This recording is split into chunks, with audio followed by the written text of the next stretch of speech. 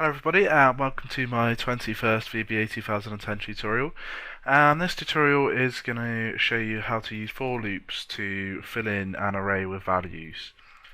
And so let's just get rid of this. So first of all we're going to declare an array, so dim my array, and we want to make it just one dimensional. We're going to give it 9 elements and let's make them integers, and then we're going to do our for loop. So for we're going to call our variable I, and this time I'm going to declare my variable first, so dim I as integer, and then for I equals 0 to, and then we want to put in 9. And then next, so the reason I've chosen 0 to 9 rather than 1 to 10 as before is because although there's 10 elements in this array, the index goes from 0 to 9, so I want my index variable here to go from 0 through to 9. And then I just want to put in, I'm going to make the values of the array, so my array, and then I can use my variable there as the index for the array, so I don't actually have to put in 1, 2, 3 or 4 or 5, 0, etc. I can actually put in a variable integer in there as the index instead. So this is where arrays are really going to come into their own, and also for loops are really going to become useful. So then let's down here, let's do another for loop. So this for loop is just going to write the I'm going to put a new, do a new integer, so let's put dim x as integer. I'm going to put for x equals 0 to 9 again, so we're going to go through all the elements again, and then this time I'm going to make the values on the sheet. So I'm going to make these 10 values here equal to the elements of my array. So let's go this workbook dot sheet1 dot cells, and then for the row, instead of putting in the number of the row, I'm going to use my integer here, but because I want them to go from rows 1 to 10 rather than rows 0 to 9, which would throw me an error message because you can't have a row 0, I'm going to plus 1 onto it.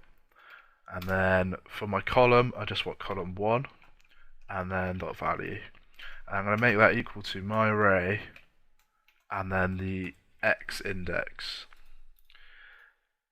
So let's just recap this. So I've declared an array with 10 elements, indexing from 0 through to 9. Then declared an integer for my first for loop that's going to loop through from the index of 0 through to 9, and it's going to fill in the array with the values of the index in that array. It's then going to relay these to the sheet with a loop that's just going to go through all the elements in the array, and it's just going to write those out. So let's press play on this, and somehow I've got that slightly wrong, haven't I? Okay, so the reason it's not working, and it took me a while to work that one out, sorry. So it equals I. So the reason it's not working is because I just stuck in the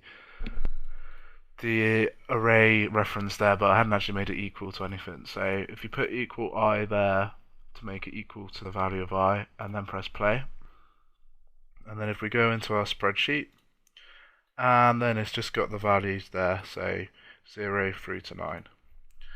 And then if we just pop back into our code, and so that's how you would use a for loop to go through an array.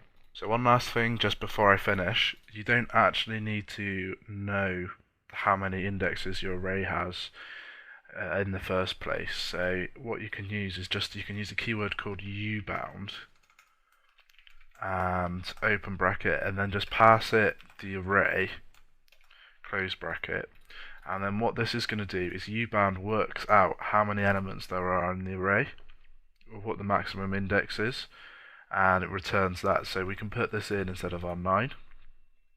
And if we press play, then you notice it's done exactly the same thing.